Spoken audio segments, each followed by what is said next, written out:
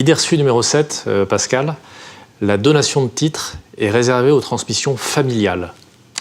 Alors, c'est clair que la donation de titres va être complètement adaptée dans des transmissions familiales. On l'a évoqué tout à l'heure, dans le cadre de... On va pouvoir utiliser le régime Dutreil, etc. Enfin, on a vraiment des outils extrêmement puissants dans le cadre de la transmission familiale. Et puis, on va pouvoir coupler ça avec des outils juridiques, comme la donation-partage, c'est-à-dire qu'on va pouvoir donner aux enfants et figer les valeurs. Je peux donner la même chose, le même nombre de titres de l'entreprise à chacun des enfants, ou au contraire, je peux utiliser des outils dans lesquels j'aurais donné les titres de l'entreprise à l'un des enfants, à charge pour lui d'indemniser les autres. Ouais. C'est ce qu'on appelle les donations partage avec Soult. Et comme on le rappelait avec le régime Dutreil et les réformes qui sont intervenues depuis le 1er janvier 2019, qui ont assoupli encore le régime, on a des effets juridiques et fiscaux qui sont très puissants, puisqu'on peut faire des donations aux enfants, partage avec Soult, le repreneur apporte les titres et la dette à la société holding. La société holding remboursera la dette avec les revenus futurs de l'entreprise. Quant aux autres enfants, ils sont indemnisés et donc les parents ont réussi à faire l'égalité à l'égard de leurs enfants tout en ayant transmis l'entreprise.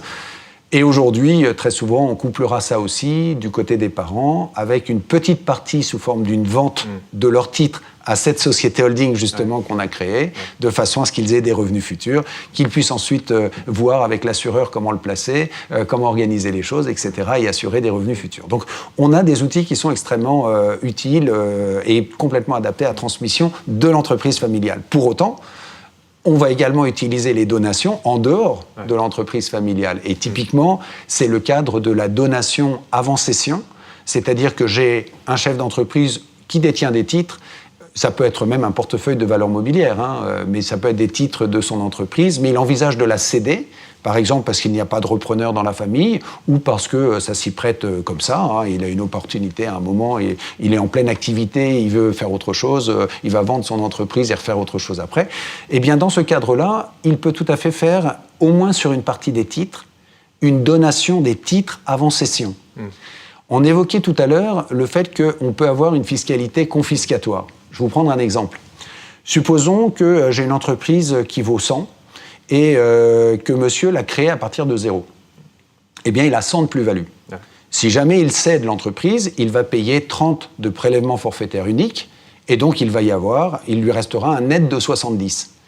S'il décide de transmettre ces 70 au profit de ses enfants, supposons qu'il soit dans une tranche d'imposition à 20%, c'est une tranche à laquelle on arrive très très vite en droit français, en ligne directe, eh bien, il va payer 20, et donc 20 de 70, 14, il restera 56 chez les enfants. Il est parti de 0, il a créé son entreprise qui vaut 100, ce qui reste chez ses enfants, c'est 54. Et à un moment, il se dit, tout ça c'est bien, mais c'est moi qui ai pris le risque, c'est moi qui ai développé l'entreprise, et le partage qu'on fait avec l'État, c'est 46 pour lui, 54 pour moi. Je ne suis pas sûr que ce soit complètement équilibré.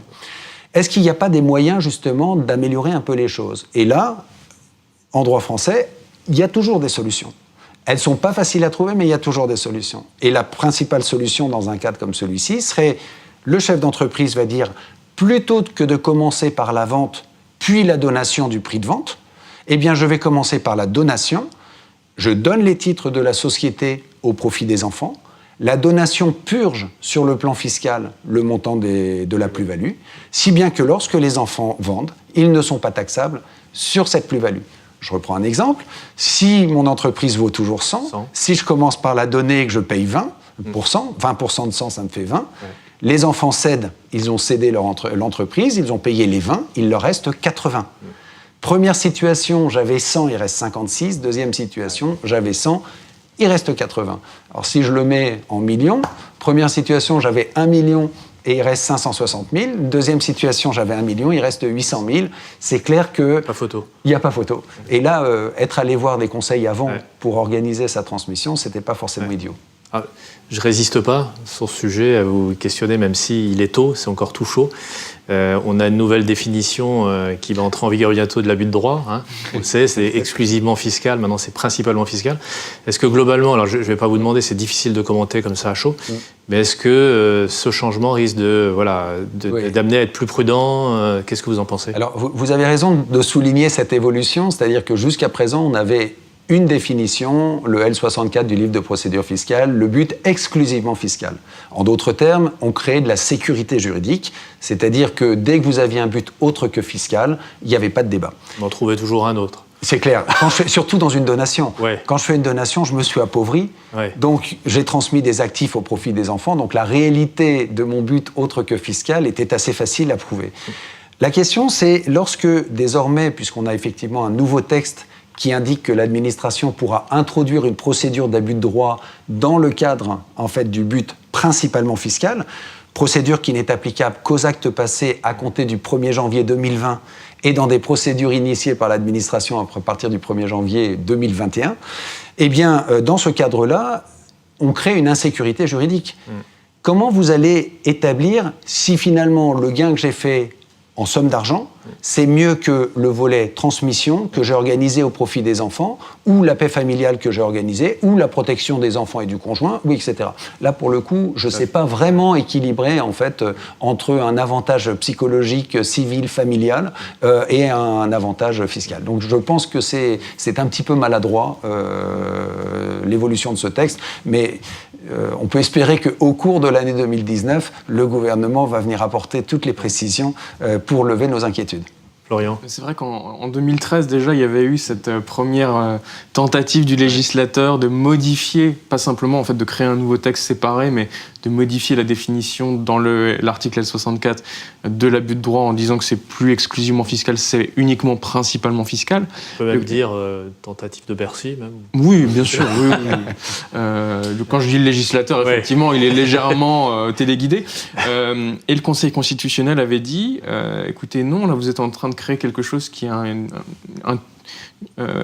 caractérisation de sanction presque pénale, parce qu'on peut aller jusqu'à des majorations de 80%, mais vous créez, comme l'expliquait Pascal, une situation d'imprécision, de manque de clarté de la part du texte, donc l'article L64, qui ne dit pas ce qu'est principalement fiscal. Donc en fait, vous ne définissez pas la sanction pénale. Est-ce que ça pourrait motiver à l'avenir une censure par le Conseil constitutionnel ? Ça pourrait le motiver. Il y a effectivement, on va dire, un certain nombre de praticiens qui sont un peu dans les starting blocks, c'est-à-dire que nous attendons avec une certaine impatience les commentaires de l'administration fiscale sur ce texte, parce que la publication de ces commentaires, elle nous permet d'émettre des recours, justement sur cette imprécision qui entraîne une sanction, une majoration de 40% qui peut être assimilée à une sanction pénale.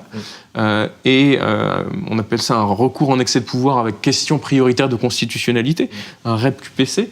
En fait, attaquer ce que l'administration va dire comme commentaire sur le texte va permettre de soumettre au Conseil constitutionnel le texte pour vérifier si oui ou non cette disposition est effectivement conforme aux principes posés par notre Constitution. Et l'imprécision, elle continue à nous choquer, donc on a bon espoir qu'il y ait une prise de position par le Conseil constitutionnel. Et en attendant, est-ce que ce n'est pas un vrai motif pour, s'il y a des projets sous le coude, à aller vite et à profiter de cette année ? Tout à fait, oui. Tout à fait. En fait, il y a deux remarques là-dessus. La première, c'est effectivement, au cours de l'année 2019, le texte n'est pas applicable, donc si on est prêt, psychologiquement, c'est bien. La deuxième remarque, c'est on revient sur la réflexion qu'on avait évoquée déjà, dans laquelle, en fait, il est essentiel de bien définir l'ensemble des objectifs qui sont poursuivis, parce que ça aurait également une utilité sur le plan fiscal, de pouvoir expliquer que finalement, ça s'inscrit non pas dans un but principalement fiscal, mais vraiment dans une stratégie globale d'ensemble, etc. Motiver très profondément les opérations. Oui, et qu'on sait à partir de là définir.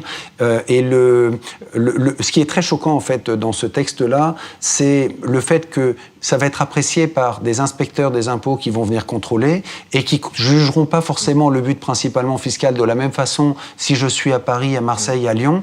Lorsque j'irai faire un contentieux, eh bien mon juge du fond qui va apprécier le but principalement fiscal aura pas la même notion s'il est à Lille, à Bordeaux, à Nantes.